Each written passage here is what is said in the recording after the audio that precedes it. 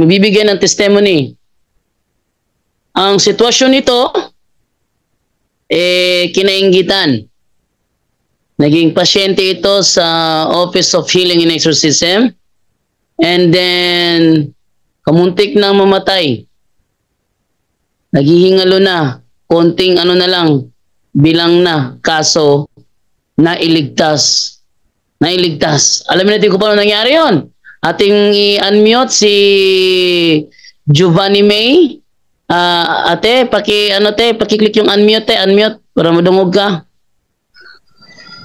Hello? Good evening. Hello. Rinig na po. Okay, pwede ba namin saan po kami uuna? Doon sa sitwasyon na hindi ka pa natamaan ng demonic harassment.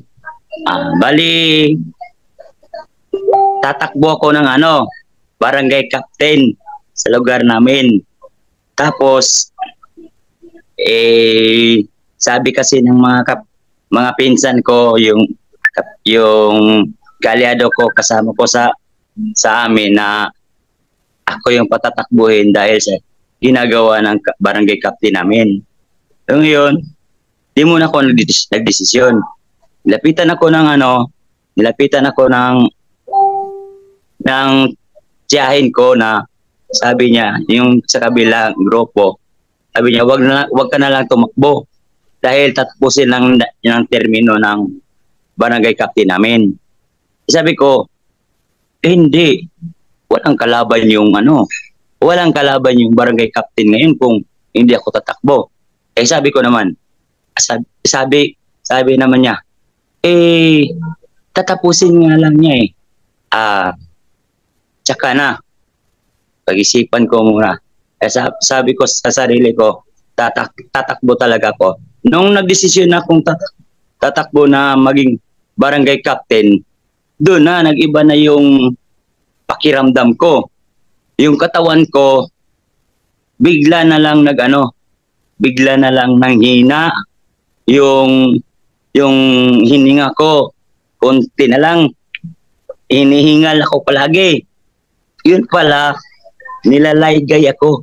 Kumbaga, iniunti-unti akong patayin. Kumbaga, ganun. Kumbaga, binabarang ako Yun, noon, nagpa-hospital po kami doon sa Ubay. Sabi ko, patingin tayo. Sabi ng hospital ng Ubay, sabi ng doktor ano sabi niya ng doktor? Sabi ng doktor, ano bang sakit ng asawa mo? Sabi ko, heart failure po, sabi ng doktor sa Talibon. Pag tiningnan niya, tumawa lang. Hindi siya, nagsabi niya, naloko ka, walang sakit yung asawa mo. Kaya sinabi ko sa doktor, napunta kami dito kasi walang malay siya Yung parang nanghina yung katawan niya. Ayun, nanghina yung katawan ko. Pag uwi namin sa amin, iba pa rin yung pakiramdam ko. Lumaki yung paa ko at yung katawan ko lumubo yung tiyan ko. Kaya pumunta kami sa ibang ospital sa Tagbilaran. Doon, nagpa-hospital kami noong September 2 hanggang sa October 13.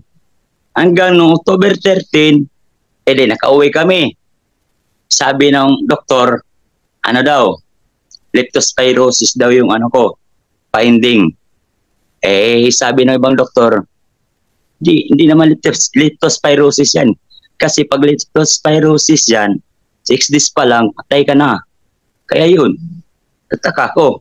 Hindi pala leptospirosis yun. Kaya, pagkatapos nun,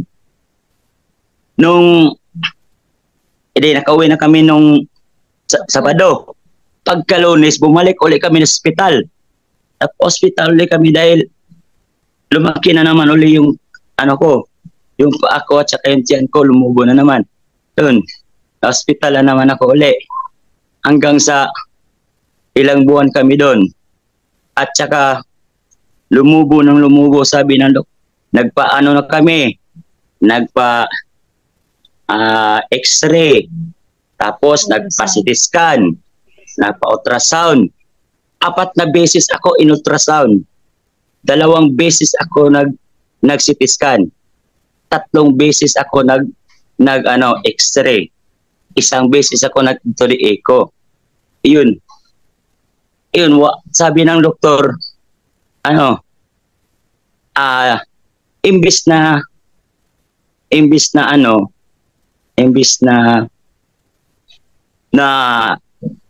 gagaling ako, bumibigat yung ko. Bumibigat yung pakiramdam ko, yung sakit ko. Yun, umuwi kami. Kasi eleksyon na yun malapit na eleksyon yun. Canvassing na yun ng na yun, magkakampanya na yun. Sabi ko, Ma'am, Dok, uwi muna ako sa amin dahil eleksyon na, magtatakbo pa ako ng barangay captain. Sabi ng doktor, di pa tapos yung mo. Lumala yung ko dito, sakit. Sabi ko, sabi naman ng doktor, sige, pagbigyan kita. Pero, pabalik ka pa rin dito dahil hindi pa tapos yung mo. Bahala na, Dok. Sabi ko sa kanya. Sus, nung umuwi kami sa, konti na lang, konting hininga na lang natira sa akin. Muntik na ako mamatay sa amin. Dahil, yung lumapit kami sa albularyo kasi noon paglapit namin sa albularyo, parang pinagaling daw ako. Kasi kunti na lang yun, mamatay na daw ako. Yun, pagkatapos nun, gumaling ako ng konti. Umuwi na ako sa amin. Pag uwi namin, kasi dumaan pa kami ng albularyo Pag umuwi kami sa amin, ayun, pag uwi naman sa amin, kampanya na. Umpisa na ng kampanya. Sabi ng mga kalyado ko, sige, magkampanya na tayo. Ipunin mo na yung mga counselor natin. Pinaipon ko. Pag di na ako makaalis dahil lumulobo na yung paa ko, saka yung tiyan ko. Ano ba to? Hindi ako makalakad. Hindi naman ako makahinga. Sabi ko, kayo lang muna. Malis sila. Yun. Hanggang sa pagkatapos ng gabi, lumiit yung tiyan ko. Saka yung paa ko paggabi. Yun. Ko. Pag umaga naman, naligo na ako. Dahil kampante na ako sa sarili ko dahil maliit na yung paa ko at saka yung tiyan ko. Ngayon, maya-maya, alis na sana ako, lumubo na naman uli yung paa ko, saka yung tiyan ko. Paano ba to? Di ako makakampanya. Ayun, hanggang sa natapos na yung kampanya, hindi ako nakasama sa grupo namin. Kaya noon, lumaki yung ko. Pumunta pa kami ng kumbento. Doon kami sa Valencia. Doon pumunta kami ng Valencia dahil yung yung tiyan ko lumaki, yung paa ko lumaki. Pagpunta namin ng Valencia, doon nakausap na namin si Father Darwin. Noong nakausap namin si Father Darwin, sabi niya, ano problema mo? Ito niya. Yun. Kinausap niya kami. Bait nga sa amin ni Father Darwin. Pag ganoon, diniliberan sa ko ng konti doon sa kumbento dahil nagmamadali sila doon, di na may activity kasi bago noon, pumunta kami muna dito sa pumunta muna kami dito sa office. Diniliberans kami ni Brother Sherwin 2 beses. Tapos nakausap kami ni Brother Jandon. Kausap kami noon. At tapos noon, nung pagpunta namin nung Sabado, close dito, pumunta kami ng kumbento. Yun, doon inantay namin si Father Darwin dahil natutulog pa yun mula hanggang sa hapon. Alas 3 na yun lumabas. Yun, nahil ako ng konti. Nahil ako, tapos lumabas yung mga tubig-tubig sa katawan ko. Lumabas. Yun, biglang lumabas sa paa ko. Lumabas gilid ng tiyan ko. Ganun. Konti yung, may mga kunting butas, konti na umaagos siya para lang mawala yung maga. Hanggang sa yung itlog ko lumaki, kinabukasan lumaki. Tapos may tumutulo na tubig. Yung tubig sa para lang matanggal yung yung tubig sa katawan ko. Yun, sabi ko, punta tayo ng Valencia ulit. Sus, pagpunta namin ng Valencia, yun, si Father Darwin nandun na sa Cebu. May activity ang mga pare. Hindi na namin nabutan. Dahil sabi ni Father Darwin yun, niya ako isusulim. Hanggang sa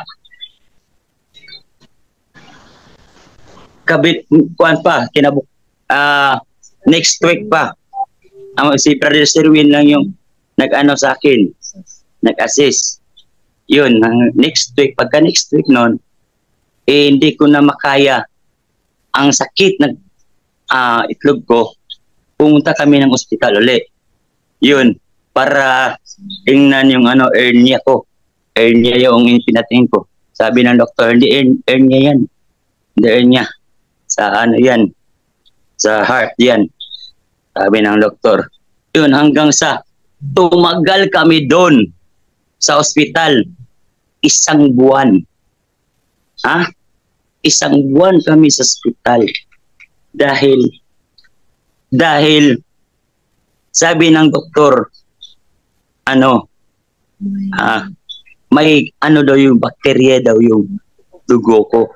21 tusok yung kamay ko sa dugo. Tiningnan nila. Yung ihi ko, mayroon din daw bakterya. Ilang beses tiningnan yung ihi ko. Ikatitir nga sana ako, sabi ko, wag, makaihi naman ako. Yun ganon. Tapos, binutasan yung gilid ko dahil malaki yung tiyan ko. Binutasan yung gilid ko. Yung normal pala noon, 5 litro ang makukuha pag normal. 2 litro lang. Hindi normal. Bumaba yung BP ko. 60. At saka yung paningin ko lumalabo. Hindi na ako makatingin ng masyado. Hanggang sa yung paa ko wala na. Parang paralyzed na yung paa ko. Hindi ko na maigalaw. Yung kamay ko sobrang sakit, paralyzed na din. Parang hindi ko na maangat. Dumating si Brad tinawagan muna ng asawa ko yung si Brad Sirwin. Nawagan niya. Sabi niya, may papuntahin ako dyan. Sis, si Brad Brad Tony. Biniro pa nga kami nun eh. Si Father Tony. Father Tony, sige. Punta dyan si Father Tony. Sabi ko, pupunta dito, sige. Hanggang sa pumunta si Father Tony nun. Exorcist yan si Brad Tony. Nung pumunta si Brad Tony sa hospital, umupo siya sa gilid.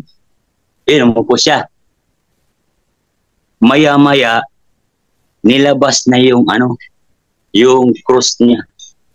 Biglang umano yung tiyan ko.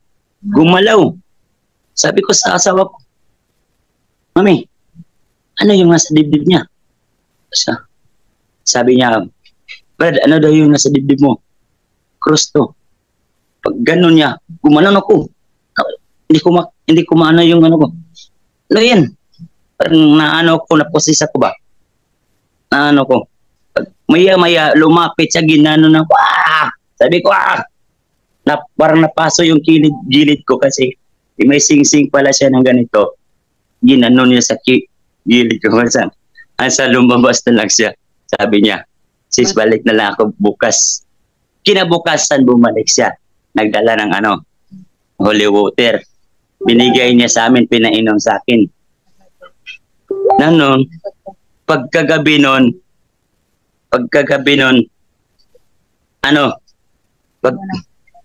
iba ng pakiramdam pagkagabi nun. Tapos yung umalis si Bertoni nun. Tinawagan niya si Father Darwin. Kala ko nga hindi darating. Yung hininga ko nun, konti na lang. Dito na lang, Ganun na lang. Dalawang na lang. Ganun, Naka-oxygen ako niyan. Naka-oxygen, number 10. 3 lang sana yun, Number 10 ang nilagay. Pero yung hininga ko ganito. Ganun lang, dalawang hininga. Ganun. Pero naka-oxygen ako nun. Pagdating ni Father Darwin, yun, bigla akong nagulat. Para akong natulala. Tulala ako para akong paglapit niya, hinawakan niya ako. Paghawak niya, sabi niya, kumusta ka na, Brad? Sabi ko, lagi akong Brad. Lagi kong uubo dito, Brad. Parang di na maggalaw yung katawan ko. Parang hindi ko na kaya dito, Brad. Sabi niya, sige, muna kita.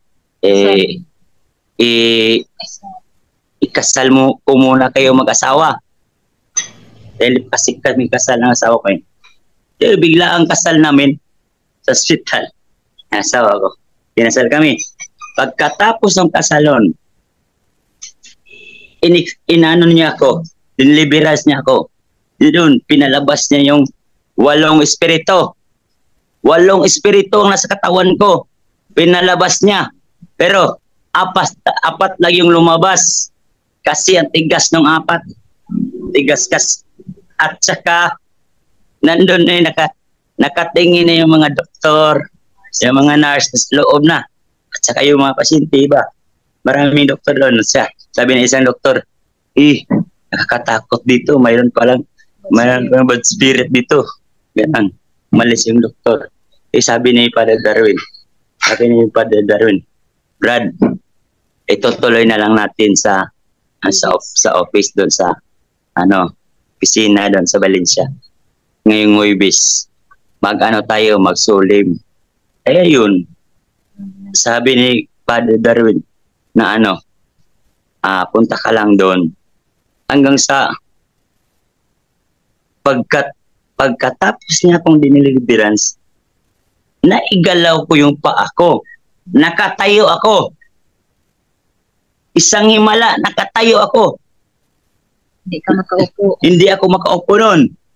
Hindi magalaw yung paa ko, pero pagkatapos nun, tumayo ako. Nakatayo ako, pero hindi ako makalakad. Makalakad ako ng konti, pero alalayan. Pero nung time na yun, hindi ko talaga may galaw yung katawan ko. Pero nung time na yun, nakatayo ako. Pagkatapos ng deliverance niya. Tapos ngayon, kinabukasan, pumunta yung doktor, sabi ng doktor. Sabi namin, Dok,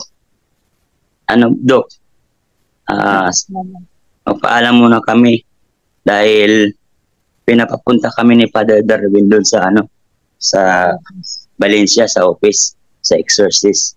Sabi ng doktor, sige. Hindi naman dalawang isip yung doktor dahil sabi ng doktor na kayo lang kasi yung binigyan namin ng malaking dosage na hindi talaga ng gamot. Hindi talaga yung katawan mo. parang iba yung nasa katawan mo. Kaya hindi na ako pipigil sa iyo. Sige, punta ka. Binigyan ako ng authorized na mag-discharge. Yun, nag-discharge kami. Pag kinabukasan nun, Huwebes, pagka-Huwebes nun, sabi ng misis ko, sakay tayo sa yung sa ambulansya sa Valencia. Puno. Tatlo na yung nakasakay. Tatlo na. Isa. Mayroon naman sa Gidolman, dadaan yun sa Valencia. Isa lang yung sakay yun noon. Naka-wheelchair. Nakasakay kami nun. Gumagapang ako paakyat. Dahil hindi ako makaakyat ang maayos. Inalayan yung pa ako. Gumagapa ako hanggang sa nakaupo ko ng maayos. Pagdating namin sa Valencia, sa office, pagdating namin, lumagpas kami. Alam mo ng driver. Dahil lumagpas. Kaya sabi ng driver, balik. Doon sa tabi natin doon sa mismo. Doon pag tinabi niya, sus, pumutok naman yung brake. Buti na lang yung daanan pag hindi pa diretso. Kasi padiretso yun, pero pag hinandbrake na lang. Doon kami sa sa Balite na napunta doon sa malaking kahoy. Pagkatapos doon maya-maya, nag-iba yung mukha ko, gumagano. Gumagano. Sumasakit yung pangako. Nung talang sabi ko sa misis ko, tapikin mo ko. Tinapik ako pagkatapos naayos na yung katawan ko. Nang sa inalaya na lang ako palakad doon sa Pagkatapos nun, naabot, nandun po si Father Darwin. Diniliberance kami ni Father Darwin. Ayun. Pagkatapos ng diniliberance kami ni Father Darwin. Pagkatapos ng nililiberance ako ni Father Darwin, gumaling ako. Yun. Nakalakad na ako ng maayos. Pero konti-konti lang, pero okay na yun. Mayroon namang resulta. Yun. Father, dyan doon, yun yung pangyayari na nangyari sa buhay ko. Dito ako nagstay ngayon at saka nagsisiris kami ngayon dito sa office. Okay, thank you sa iyo, Kuya Giovanni. So yan po ang kanyang Okay. Yan po yung kanyang sitwasyon na dalawa na lang ha. Sabi ni Baltone, Padre Darwin, puntahan mo na ito. Tingin ko di na magtatagal ito. Dalawa na lang eh. Puntahan ni Padre Darwin, tingnan nyo hanggang ngayon, buhay na buhay. Nakakalakad na. Batino nakausap. Dati, nahihirapan din. Dalawa lang hininga. Okay, sa ating mga kasamahan sa Bro, baka may gusto magtanong sa kanila. Bro, itanong nga natin pa. Sabi, kasi dumiretso ka agad doon sa kwento niya kay Father Darwin. After nung nag-ano siya, albularyo at saka ang tanong ko po, Brad, bali kilala nyo, kasi diretso kagad kay Father Darwin yung kwento, no? Ang tanong ko po, kilala nyo po ba si Father Darwin before na yung nagpa-albularyo kayo? Paano nyo nakilala si Father Darwin at yung balik? Hindi pa namin kilala. Paano nyo po nalaman nga, nakilala at nag-decide na papunta doon? Paano po nag-umpisa?